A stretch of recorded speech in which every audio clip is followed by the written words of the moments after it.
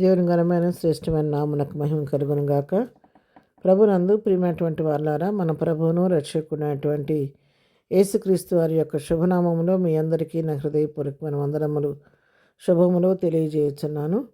ఉదయకాల సమయంలో దేవుని వాక్యాన్ని మనం ధ్యానం చేసుకుందాము.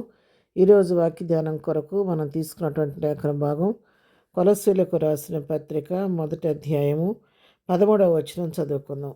ఆయన మనలను అంధకార సంబంధమైన అధికారముల నుండి విడుదల చేసి తాను ప్రేమించిన తన కుమారుని యొక్క రాజ్య నివాసులుగా చేసెను.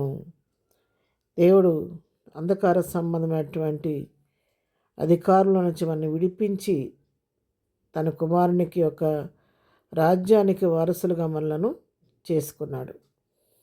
తన ప్రియ కుమారుడి యొక్క రాజ్యానికి వారసులుగా దేవుడు మనలను చేసుకున్నాడు. ప్రియులరా, మరి మనము ఒకప్పుడు పాపంలో, చీకట్లో, అంధకారంలో జీవిస్తున్నటువంటి మనలను ప్రభు తన యొక్క విమోచన ద్వారా, ఆయన రక్తం ద్వారా మనల్ని కడిగి మనల్ని సంపూర్ణంగా శుద్ధి చేసి స్వకీయ సంపాద్యంగా చేసుకొని ఆయన బిడ్డలుగా చేసుకొని మనకి తన కుమారుని యొక్క రాజ్య నివాసులుగా మనం ఎన్నుకోవడానికి సహాయం చేశాడు. యోహాను సువార్త 1వ అధ్యాయము 12వ వచనం చదువుకుందాం. తను అందరు అంగీకరించిన వారికి అందరికీ, అనగా తన నామం నందు విశ్వాసం ఉంచిన వారికి దేవుని పిల్లలటకు ఆయన అధికారము అనుగ్రహించెను.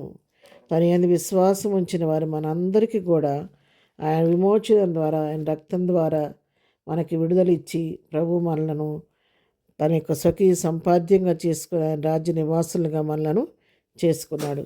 ఎఫెసీయులకు రాసిన పత్రిక కూడా మనం గమనించినట్లయితే 2వ అధ్యాయం 14వ వచనం మనం చదువుకుంటే, ఆయన మన సమాధానమై ఉండి మీకును మాకును ఉండిన ద్వేషమును, అనగా విధిరూపకమైన ఆజ్ఞలు గల ధర్మశాస్త్రమును తన శరీరం మందు కొట్టివేట చేత మధ్యగోడను పడగొట్టి మన ఉభయులను ఏకము చేశాను. ఇట్లు సంధి చేయొచ్చు ఇద్దరిని తన యందు ఒక నూతన పురుషునిగా సృష్టించి తన శిలువ వలన ఆ ద్వేషమును సంహరించి దాని ద్వారా వీరిద్దరిని ఏకశరీరముగా చేసి దేవునితో సమాధానపరచవలని ఇలాగ చేసిన గనుక ఆయనయే మనకు సమాధానకారకుడై ఉన్నాడు.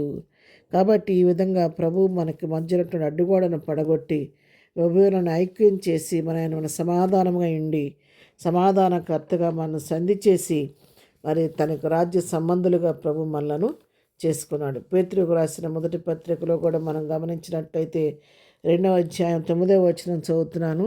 అయితే మీరు చీకట్లో నుండి ఆశ్చర్యకరమైన తన వెలుగులోనికి మిమ్మును పిలిచిన వాని గుణాతిశయములను ప్రచురం చేయు నిమిత్తము ఏర్పరచబడిన వంశమును, రాజులైన యాజక సమూహమును, పరిశుద్ధ జనమును, దేవుని సొత్తైన ప్రజలున్నై ఉన్నారు. ఒకప్పుడు ప్రజగా ఉండక ఇప్పుడు దేవుని ప్రజ అయితిరి. ఒకప్పుడు కనికరింపబడక ఇప్పుడు కనికరింపబడిన వారైతిరి. అవును ప్రియులారా, ఆయన మనలను తన చీకట్లో నుండి ఆశ్చర్యకరం తన వెలుగులోనికి మనం పిలుచుకున్నాడు. ఆ విధంగా పిలువబడిన మనలను ఏర్పరచబడిన వంశంగా చేసుకున్నాడు. రాజు అయిన యాజక సమూహంగా చేసుకున్నాడు. పరిశుద్ధ జనముగా చేసుకున్నాడు. దేవుని సొత్తైన ప్రజలుగా చేసుకున్నారు. కాబట్టి మనం ఎప్పుడు కూడా ఆ యొక్క పిలుపును మర్చిపోకుండా ఆయన గుణాతిశయమును ప్రచురం చేస్తూ ఈ లోకంలో క్రీస్తుని పోలి జీవిస్తూ ప్రభువును లోకానికి పరిచయం చేయవలసిన బాధ్యత మన పైన ఉన్నది.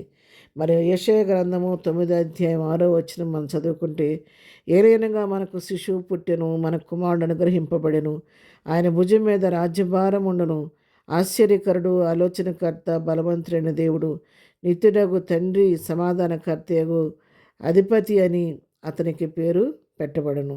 మరి ఆయన అంతేకాదు, ఇది మొదలుకొని మితి లేకుండా దానికి వృద్ధియు క్షేమమును కలుగునట్లు సర్వకాలము దావీదు సింహాసనమును రాజ్యమును నియమించును.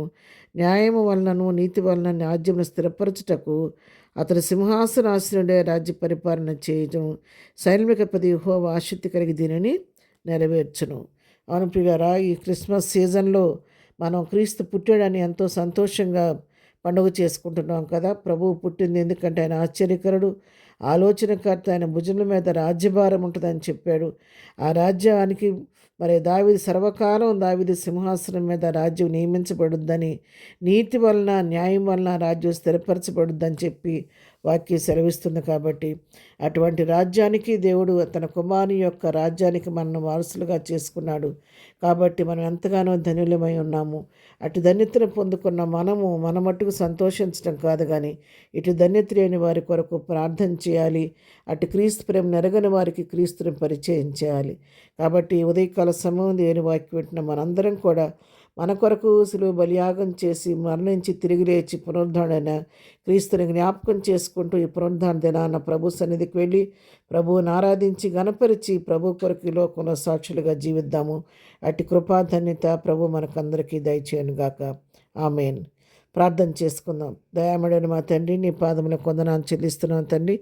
ఉదయకాల సమయంలో నీ సన్నిధికి వస్తున్నాం. వాక్యం వింటున్న మా ప్రియులందరినీ దీవించండి, ఆశీర్వదించండి. పునరుద్ధానపు దీవెనలతో ప్రతి వారిని నింపి నడిపించిన ఆయన ఎవరి యొక్క జీవితాల్లో నువ్వు చేసిన వీళ్ళన్నిటినీ జ్ఞాపకం చేసి స్తుతించే భాగ్యం దయచేయండి. మమ్మల్ని సొత్తుగా నీ కుమారుని యొక్క రాజ్య నివాసులుగా మమ్మల్ని చేసుకున్నందుకు నీ కొందనాన్ని చెల్లిస్తున్నాం తండ్రి.